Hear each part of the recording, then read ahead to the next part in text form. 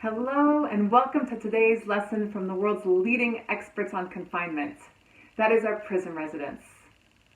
And in today's lesson, they remind us that we are all in this together. Now, in prison, there's people that come from very different walks of life, have been there for very different amounts of time, and have very different desires for their lives.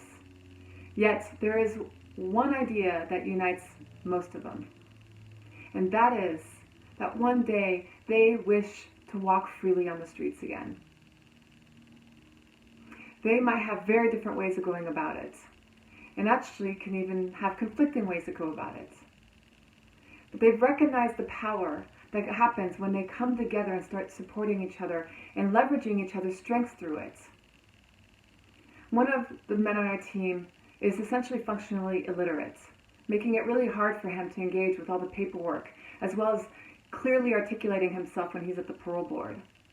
Well, our team has galvanized around him and over the past year or so supported him in deepening his ability to articulate who he is and what he believes in so that he can better support his thoughts in front of the parole board, as well as in writing.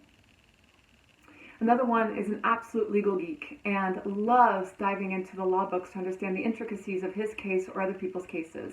And he supports the prison residents with all those details to better be able to defend the cases that they have to defend. Some of them are absolutely phenomenal mentors, showing the way to others and lifting them up and helping them along the way. And so they help them through the different AA, NA, self-help or programs like ours to ensure that the others learn the life skills that they need to learn to support them to get out and once they're out. They learn the trick that when they come together and leverage each other's strengths, well, they actually all benefit. Because they recognize that they all have the one same goal. And it's not mutually exclusive. And so my wish for us today is that we are able to recognize that for ourselves as well. That we recognize that we also have one common goal throughout the season. And that is that we move through the season and come out the other side in healthy and in well-being. Healthy physically, healthy emotionally, healthy, psychologically, couldn't think of the word, healthy financially, all those different components. We might have very different ideas of how to get there. Different ideas of, when to open up the economy again. What are the right parameters of this physical distancing? If beaches should be opened or closed, what's the right size of a gathering? But the fact of the matter is we're all working towards that one goal. And it's also true in our families. We can't be living 3 weeks straight and with several people in a small space and not come into a place where we start struggling with the conflicts and with each other seeing differently of how we want to spend our days. Can you come together as a family and recognize that you have one common goal? To live through this from a place of love and support and connectedness and deepening of your family relationship. I believe that some of the best words towards this were given by Billy, one of our speakers at our very first TEDx event almost 3 years ago. So I'll leave his final thoughts to him.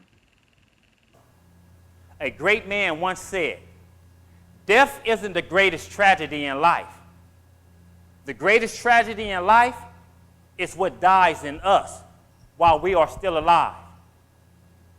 So I ask all of you to continue to show compassion and lend a hand and never look down on anyone unless you're helping them up. Thank you.